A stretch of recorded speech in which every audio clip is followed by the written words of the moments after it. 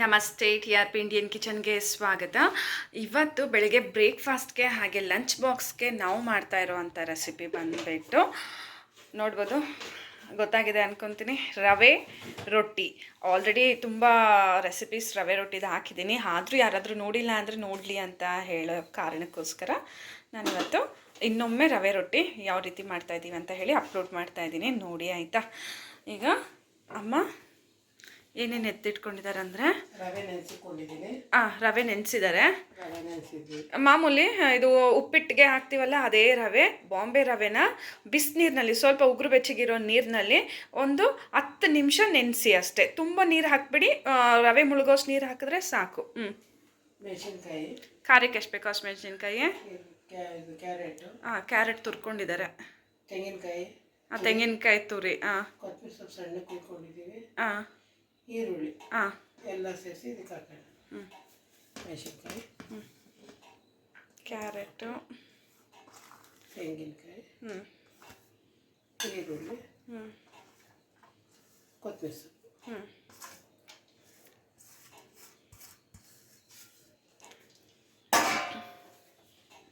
ಹಾಗೆ ನಂದು ಝೊಮೊಟೊ ಆನ್ ಆಗಿದೆ, ಕ್ಲೌಡ್ ಕಿಚನ್ ಝೊಮೊಟೊ. ರುಚಿಗೆ ತಕ್ಕಷ್ಟು ಉಪ್ಪು ಹಾಕಿದ್ದಾರೆ. ಸೊ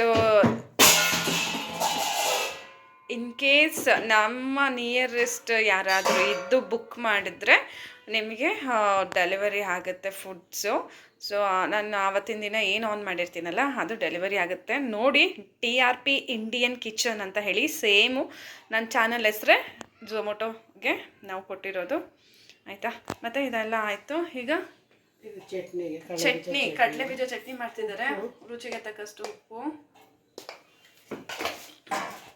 ಸ್ವಲ್ಪ ಹುಣಸೆ ಹಣ್ಣು, ಒಂದು ಬೆಳ್ಳುಳ್ಳಿ. ಓಕೆ, ಒಂದು 5-6 ನಮ್ಮ ಖಾರಕ್ಕೆ ಎಷ್ಟು ಬೇಕೋ ಅಷ್ಟು ಒಣಮೆಣಸಿನ್ಕಾಯಿ, ತೆಂಗಿನಕಾಯಿ ನಾನು ಪುಡಿ ಮಾಡ್ಕೊತೀನಿ.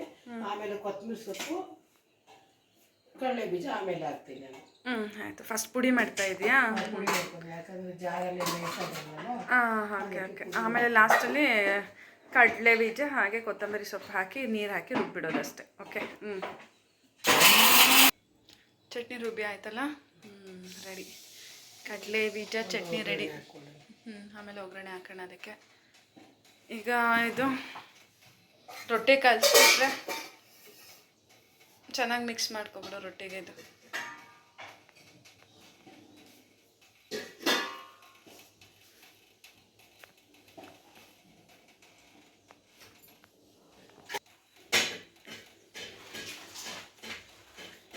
ತವಾಗ ಮೇಲೆ ತಟ್ಟು ಅದಕ್ಕೆ ಬಂದರೆ ಸಾಕು. ನೋಡಿ, ಚೆನ್ನಾಗಿ ರೀತಿ ಮಿಕ್ಸ್ ಮಾಡ್ಕೊಂಬಿಡಿ. ತುಂಬಾ ನೀರು ಆದರೆ ಚೆನ್ನಾಗಿರೋದಿಲ್ಲ, ತಟ್ಟಕ್ಕೆ ಸುಲಭ ಇರೋದಿಲ್ಲ. ಹಾಗಾಗಿ ಇಷ್ಟು ತೆಳು ಇದ್ರೆ ಸಾಕು, ಇಷ್ಟು ಆಯಿತಾ.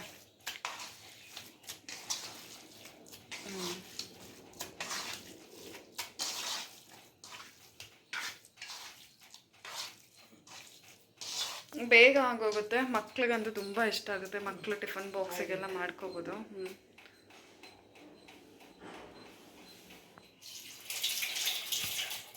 ಅಮ್ಮ ಚಟ್ನಿ ಒಗ್ಗರಣೆಗೆ ಬಾಣಲೆ ಇಟ್ಟಾಗಿದೆ. ಬಾಣಲೆನಲ್ಲಿ ಎಣ್ಣೆ ಸ್ವಲ್ಪ ಹಾಕಿದ್ದಾರೆ. ಎಣ್ಣೆ ಬಿಸಿ ಆಗ್ತಾ ಇದೆ.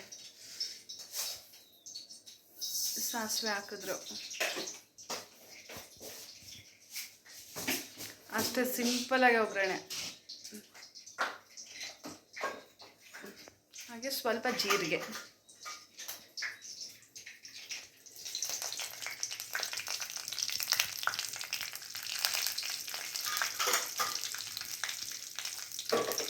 ಒಗ್ಗರಣೆ ಆರಿದ ಮೇಲೆ ಚಟ್ನಿನಲ್ಲಿ ಮಿಕ್ಸ್ ಮಾಡ್ಕೊಂಬಿಡೋಣ, ಆಯಿತಾ. ಹಾಗೆ ಸ್ವಲ್ಪ ಕರ್ಬೇ ಸೊಪ್ಪು ಹಾಕ್ತಾ ಇದ್ದಾರೆ.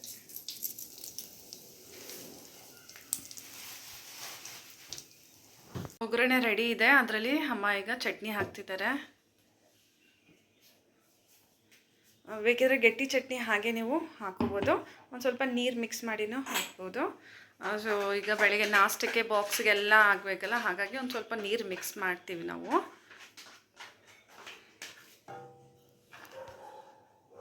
ನೋಡಿ ಚಟ್ನಿ ಹಾಗೇನು ಒಗ್ಗರಣೆಗೆ ಹಾಕ್ದಿರಾನು ಹಾಗೇನು ನೀವು ಇದನ್ನು ಸರ್ವ್ ಮಾಡ್ಬೋದು, ತುಂಬ ಚೆನ್ನಾಗಿರುತ್ತೆ.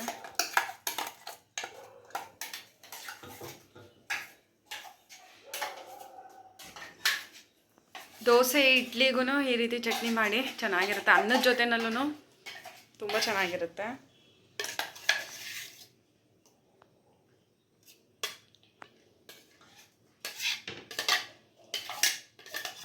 ಮಿಕ್ಸಿ ಜಾರ್ನಲ್ಲಿ ಸ್ವಲ್ಪ ನೀರು ಹಾಕ್ತಿದ್ದಾರೆ.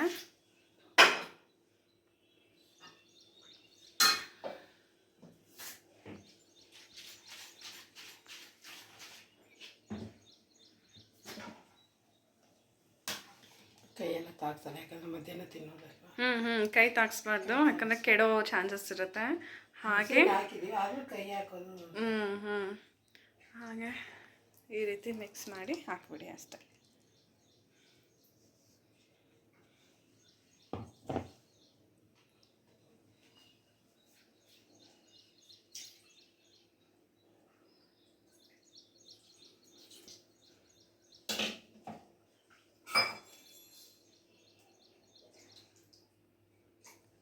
ಚಟ್ನಿ ರೆಡಿ. ಇನ್ನೇನು ಈಗ ಸ್ಟವ್ ಮೇಲೆ ತವಾ ಇಟ್ಟು ರೊಟ್ಟಿ ತಟ್ಟಬೇಕಷ್ಟೆ.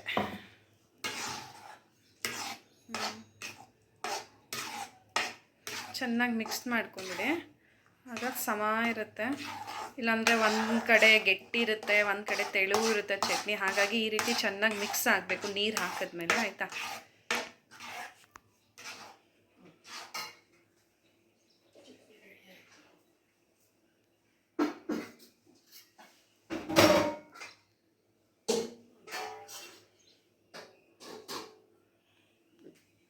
ತವಾ ಇಟ್ಬಿಡು.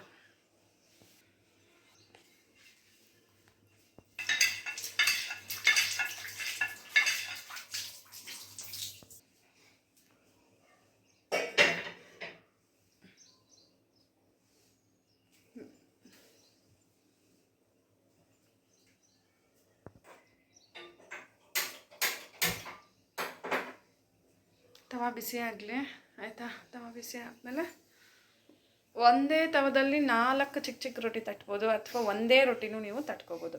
ಅದು ನಾನು ಒಂದೇ ತಟ್ಟೋದು, ನೀನಾದರೆ ಆ್ಯಕ್ಚುಲಿ ಅಮ್ಮ ಒಂದೇ ತಟ್ಟೋದು. ನಾನೇನು ಮಾಡ್ತೀನಿ ಗೊತ್ತಾ, ಒಂದು ಬಾಕ್ಸಿಗೆ 4 ರೊಟ್ಟಿ ಒಂದೇ ಸಮ ತಟ್ಬಿಡ್ತೀನಿ ಚಿಕ್ಕ ಚಿಕ್ಕದಾಗೆ.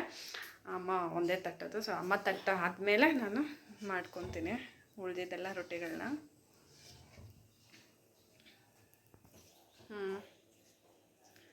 ಅಮ್ಮ ಈಗ ಒಂದು ಚಿಕ್ಕ ಉಂಡೆ ಅಥವಾ ದೊಡ್ಡ ಉಂಡೆ ನಿಮ್ಗೆ ಎಷ್ಟು ಬೇಕೋ ಅಷ್ಟು ಎತ್ತಿ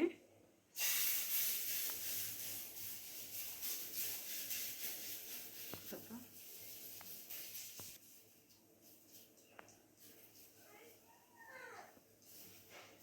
ಈ ರೀತಿ ತಟ್ಕೊಳ್ಳಿ. ಎಷ್ಟು ತೆಳು ಬೇಕೋ ಅಷ್ಟು ತೆಳು ತಟ್ಬೋದು.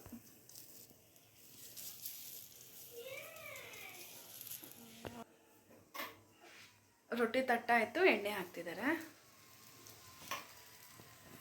ಸ್ವಲ್ಪ ಎಣ್ಣೆ ಚೆನ್ನಾಗಿ ಹಾಕಿದ್ರೆ ಚೆನ್ನಾಗಿರ್ತದೆ. ರವೆ ರೊಟ್ಟಿ ಅಂದರೆ ಸ್ವಲ್ಪ ಎಣ್ಣೆ ಇದ್ದರೆ, ರವೆ ರೊಟ್ಟಿ ಒಂದು ಸ್ವಲ್ಪ ಎಣ್ಣೆ ಜಾಸ್ತಿ ಕುಡಿತದೆ, ಟೇಸ್ಟ್ ಟೇಸ್ಟು ಚೆನ್ನಾಗಿರುತ್ತೆ.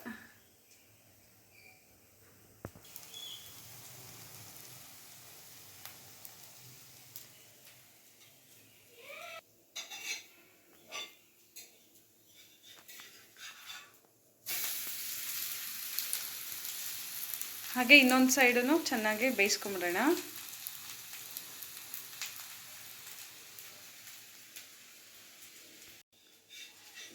ಚೆನ್ನಾಗೆ ಎರಡು ಕಡೆನೂ ಚೆನ್ನಾಗಿ ಬೇಯಿಸ್ಕೊಂಬಿಡೋಣ ರೊಟ್ಟಿನ.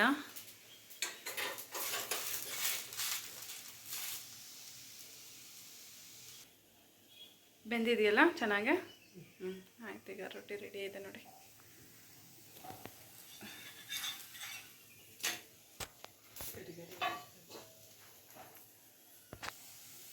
ರೊಟ್ಟಿ ರೆಡಿ ಇದೆ. ಅಮ್ಮ ಪ್ಲೇಟಿಗೆ ಹಾಕ್ತಿದ್ದಾರೆ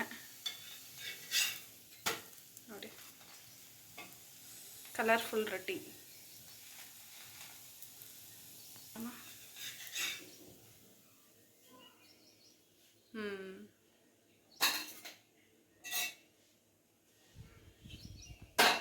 ಓಕೆ, ಇವತ್ತಿನ ನಮ್ಮ ಈ ರೆಸಿಪಿ ನಿಮ್ಗೆ ಇಷ್ಟ ಆಗಿದೆ ಅಂದ್ಕೊತೀನಿ. ಸೊ ನೀವು ಟ್ರೈ ಮಾಡಿ ಹೇಗೆ ಬಂತಂತ ಹೇಳಿ ಕಮೆಂಟ್ ಮಾಡಿ. ಇನ್ನೂ ಹೊಸ ಹೊಸ ಈಸಿ ರೆಸಿಪೀಸ್ಗಾಗಿ ಈಗಲೇ ಚಾನಲ್ನ ಸಬ್ಸ್ಕ್ರೈಬ್ ಮಾಡ್ಕೊಂಬಿಡಿ. ಥ್ಯಾಂಕ್ ಯು, ಬಾಯ್. ನಾನು ಹೇಳಿದ್ನಲ್ಲ 3-4 ರೊಟ್ಟಿಗಳು ತಟ್ಕೋಬೋದು ಒಂದೇ ತವದಲ್ಲಿ ಅಂತ ಹೇಳಿ. ಈ ರೀತಿ ನೋಡಿ. ಸೊ ನಾನು ತಟ್ಟಿ ಒಂದು ರೌಂಡ್ ತಿರುವಾಕಿ ಆಗಿದೆ ರೊಟ್ಟಿಗಳನ್ನ ನೋಡಿ. ಎಷ್ಟು ಚೆನ್ನಾಗಿದೆ ಅಲ್ಲ. ಒಂದು ಬಾಕ್ಸ್ ತುಂಬ ದೊಡ್ಡದಿರಲ್ಲ, ರೌಂಡಾಗಿ ಚಿಕ್ಕದಾಗಿರುತ್ತೆ. ಸೊ ಹಾಗಾಗಿ ರೊಟ್ಟಿನ ಮಡಚ್ದಿರ ನೀವು ಹಾಗೆ ಸೀದಾ ಇಡ್ಬೋದು ಇದು ಈ ರೀತಿ ತಟ್ಟೋದ್ರಿಂದ.